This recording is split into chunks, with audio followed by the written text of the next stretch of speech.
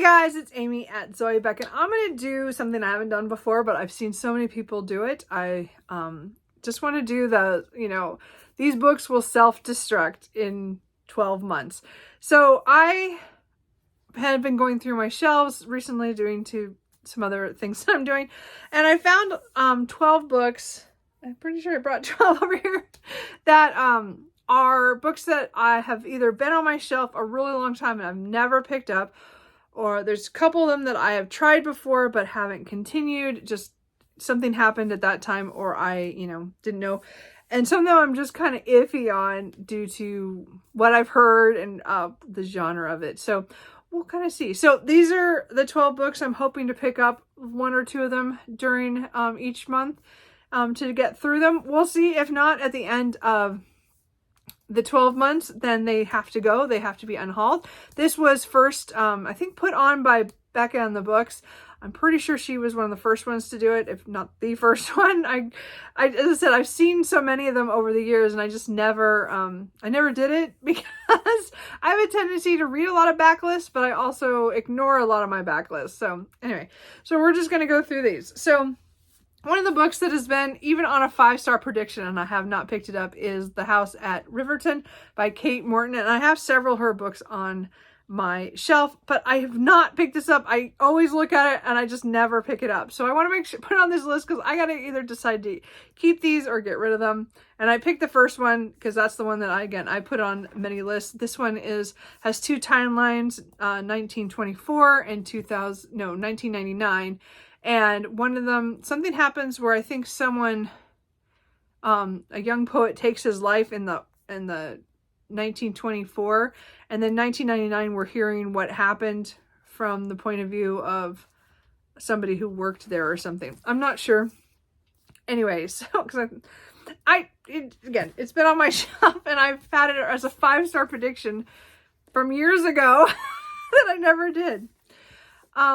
Beautiful Ruins by Jess Walter. So this is a book I picked up cheap at some point, and because one of my cousin's wife had said she read it and really enjoyed it, and it takes place during 1962, I think during the filming of Cleopatra.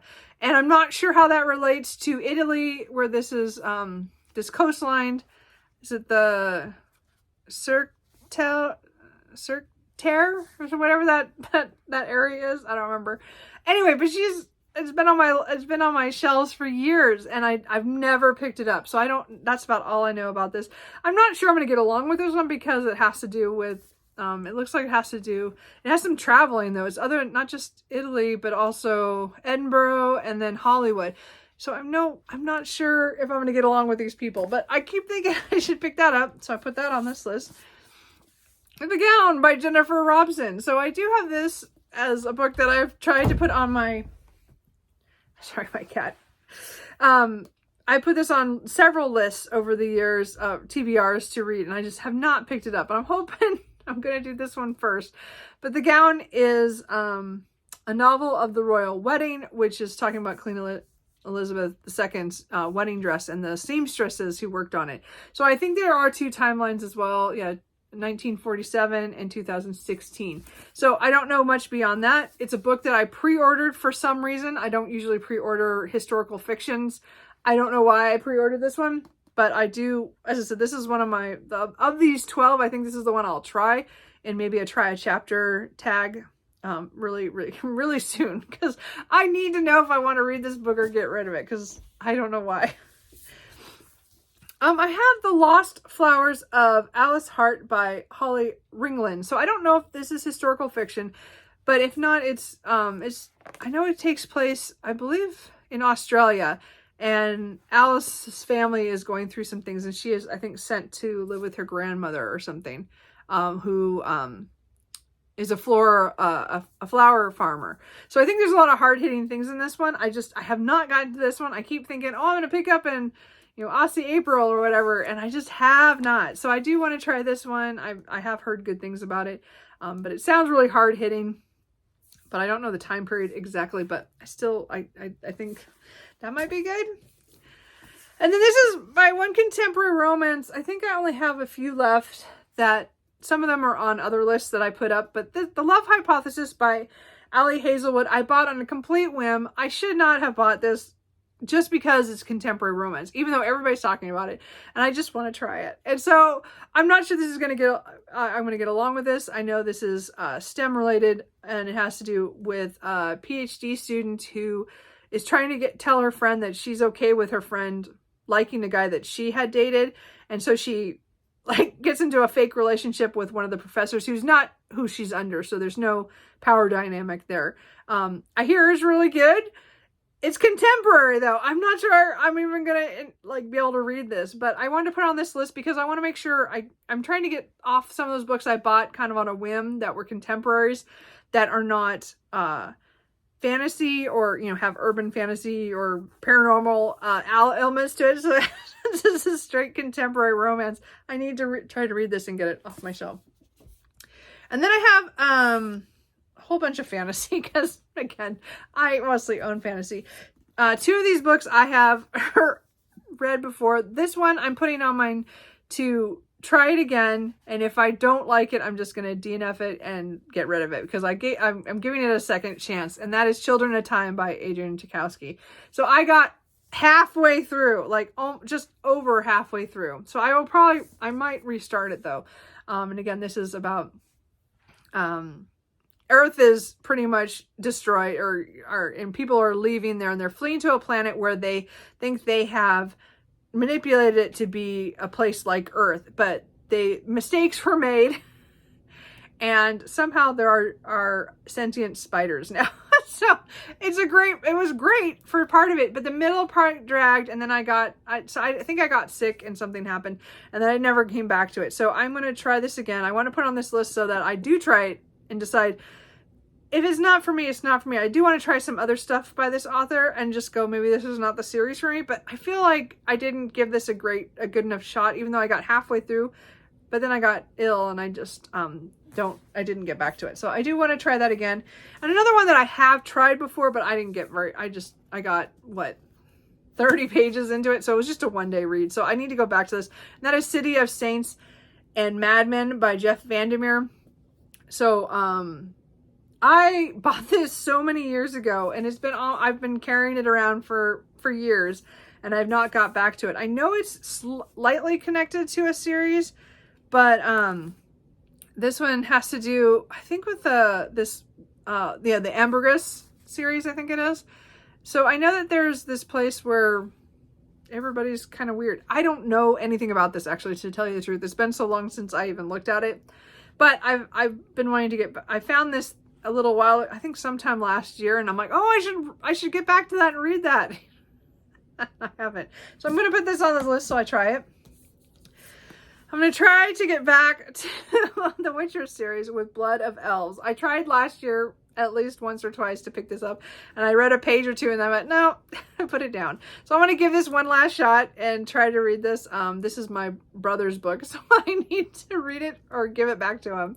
And decide if I want to read any more of The Witcher. I've read the first two collections of short stories, so this is the first novel. So I'm not sure how I'm going to get along with it. I hear Geralt, or whatever to say his name is, he's not even in it that much. I don't know. I guess we'll see. Maybe he is. Maybe it's not this one he's not in there much. I don't know. But anyway, so I do want to try to get that. Stardust by Neil Gaiman. This is the only novel of his that I have. I haven't finished Anansi Boys, which I need to go back and read that. But Stardust is the one that scares me the most, and I don't know why. I've read most of his other books, and I think it's just because it was so popular. And I've never read it, and I've never watched the movie. I have not let myself watch the movie because I hadn't read the book. So I don't know. And I know people say the movie's better than the book, but I still need to read this. And all I know is about, I thought something like, the one guy goes after something that kind of comes from the sky. I don't know if he does it on a whim or if he does it to try to win somebody, and I don't think it goes the way he wants it to. I don't know. I hear really great things. That's one Neil Gaiman I haven't really read. The Dinosaur Lords by Victor Milan. I think this is a trilogy. I have had this book on my shelf for years, and my friend has a copy too, and she keeps trying to give it to me. I go, no, I have the first book, because she didn't like it. So it kind of worries me. All I know is it has to do with, with they're writing dinosaurs, and that's about all I know. It's a fantasy. I don't know. Does anybody read this? Let me know. The Night Circus by Erin Morgenstern. So I've not read anything by her. I'm kind of intimidated by this book and the Starless Sea, but I've heard about this for years because of dealing with National Novel Writing Month, because she wrote a draft of this during that at some point. I just don't know if I'm going to get along with this, because it's this kind of historical fantasy where I think there's they're kind of competing for a position or during this circus. I'm not sure what's going on. I've just heard some people just adore this as one of my favorite books, and other people just don't like it. And so I've been afraid to try it. And then the last one is one that looks like it's funny and I should enjoy this, but I haven't heard anything about it since I bought it, and I just don't know. And that is the new and improved Romy Futch, by Julia Elliott. So it has to do with the guy who is down and out, and he he lets them experiment on him. And so, I don't know. It looks hilarious, but I have not been able to get myself to pick this up. I know I put it on TBRs when I first got it, and then I never read it. So, these are all the books that are going to self-destruct in, 12 months. So, at beginning of, oh my god, can I do that? No, I can't show it all. There we go. So if there's any of these you think that for sure I need to pick up sooner rather than later, that they're your favorites, that I definitely need to stop putting off, let me know. I'm going to try to do maybe try a chapter on a few of them, and maybe decide to get rid of some stuff that way. I don't know what else to do on these, but I decided to do this list because I just need to get some books off my shelf that have been there for years, and I'm avoiding them. And so I just need to acknowledge that and try to get them done. So if there's anything you think I definitely need to read, or at least give it a shot, let me know. And I will, in a year from now, I will give you an update on how I did, or whenever I finish these. When I finish these, then I might do a video and do another set. We'll see. But right now, I'm guessing it'll probably be early next year. So anyway, I will see you guys later. Bye.